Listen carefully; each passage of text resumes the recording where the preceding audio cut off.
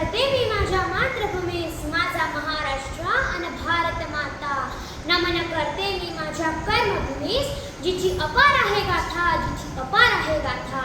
नमन करते मी माझ्या रयतेच्या आश्रयदात्या, ज्यांच्या पुढे नेहमीच झुकेल माझा माथा, नेहमीच झुकेल माझा माथा. वक्तृत्वाची सुरुवात करताना कवी वसंत बापट यांच्या काही ओळी आठवतात. त्या अशा: दुर्लभांचे दुःख जावो ही कामना मनाची, दुर्लभांचे दुःख जावो ही कामना मनाची.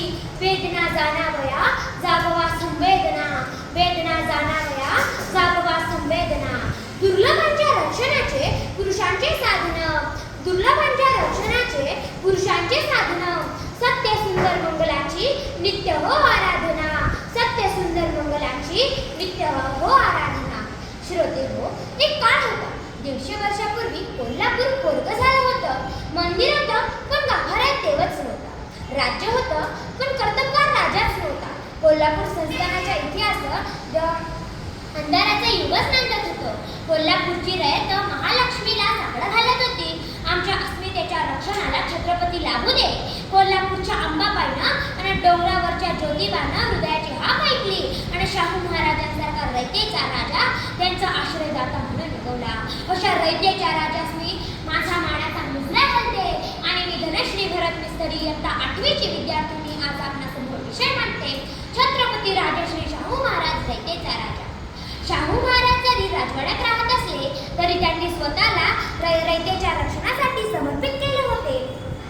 त्यांनी अज्ञानी समाजाचा विकास ज्ञानाशिवाय होणार नाही हे त्यांनी ओळखून प्राथमिक शिक्षण सक्तीचे व मोफत केले.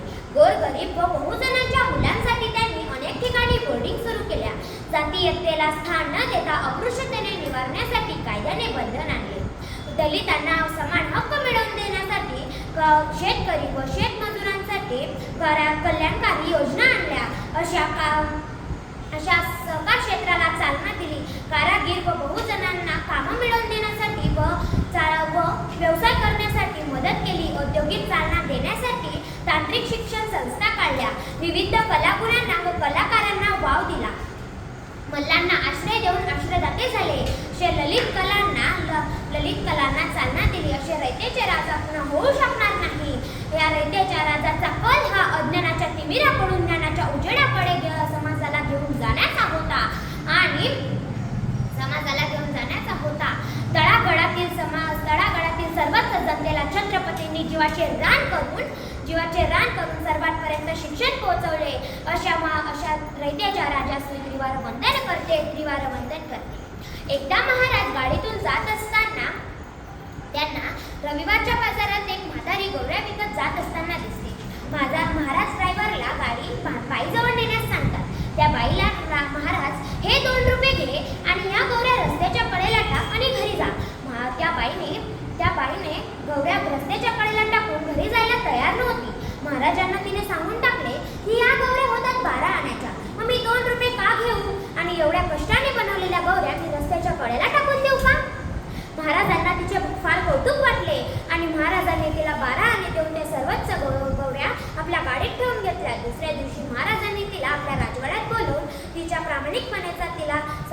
प्रामाणिकपणाचे तिला बक्षीस देऊन तिला सन्मानित केले. अशा रयतेच्या राजास मी पुन्हा एकदा वंदन करते आणि मानाचा मुजरा घालून एवढे बोलून मी माझे 2 शब्द संपवते. जय हिंद, जय महाराष्ट्र. आयोजकांनी मला